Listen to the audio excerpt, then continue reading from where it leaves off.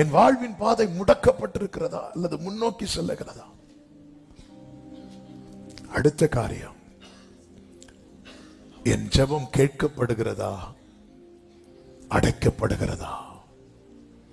8வது வசனத்திலே சொல்லுகிறார், நான் சத்தமிட்டு கூப்பிட்டாலும் என் ஜெபத்துக்கு வழியை அடைத்து போட்டார். என் ஜெபம் கேட்கப்படுகிறதா? என் ஜெபத்துக்கான வழியை அடைத்து போட்டாரா?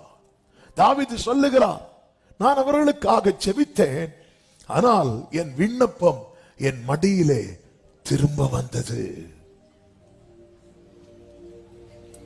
என் விண்ணப்பம் என் மடியிலே திரும்ப வந்தது என்பதை நான் எப்படி அறிந்து கொள்ளவென்றால், பொதுவாகவே ஒரு காரியத்தை நம்ம ஜெபிக்கும் போது, ஜெபத்தில் வைக்கும் போது, அதை தேவன் அங்கீகரித்ததற்கு முதல் அடையாளம் என்ன தெரியுமா?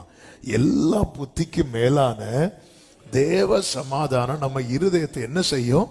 ஆட்கொள்ளும். அது ஆட்கொள்ள நம்ம எல்லாவற்றையும் தெரியப்படுத்தணும். இந்த அறக்குறையெல்லாம் ஜோம் பண்ணக்கூடாது. நம்ம கூட்டமா ஜோம் பண்ணும்போது ரொம்ப ஷார்ட்டா ஜோம் பண்றோம், ஏன்னா நம்ம நேரம் கருதி. ஆனா நம்ம பர்சனல் பிரேயர்ல இந்த அறக்குறையா மேலோட்டமா அப்படியெல்லாம் ஜோம் பண்ணக்கூடாது. எல்லாவற்றையும் தெரியப்படுத்தணும், ரொம்ப டீட்டெயிலா தெரியப்படுத்தணும். அதனாலதான் உங்க பர்சனல் பிரேயர்ல நீங்க முதல்ல அது 10 நிமிஷம் ஆனாலும் சரி, 10 மணிக்கூர் ஆனாலும் சரி, ஆண்டவர்கிட்ட ஓப்பனா இருக்கணும். அப்படி தெரியப்படுத்தும் போது எல்லா புத்திக்கும் மேலான தேவ சமாதானம் நம்முடைய இருதயத்தை என்ன செய்யும்?